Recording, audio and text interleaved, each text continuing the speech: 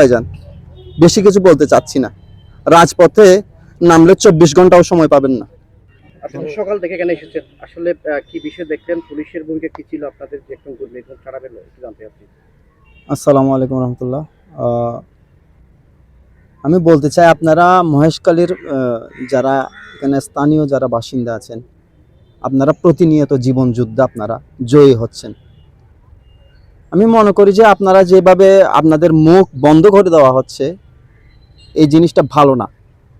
আজকে একজন রাজনৈতিক সহযোদ্ধাকে পিটিয়ে তার মুখ বন্ধ করে দেওয়ার চেষ্টা করেছে, আরেকদিন আপনাকেও দিবে। এটা স্বাভাবিক করার চেষ্টা করবে।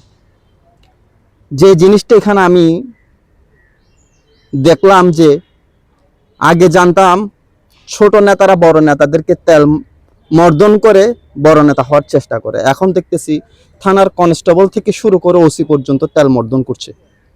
এটা ঠিক না, আমরা এমন বাংলাদেশ চাইনি। আমি আরো বলতে চাই, আপনারা শুধরায় যান, সময় এখনো আছে। ফ্যাসিস্ট হাসিনা পালিয়েছে, সে তো পথ খুঁজে পেয়েছিল পালানোর, আপনারা পথ খুঁজে পাবেন না।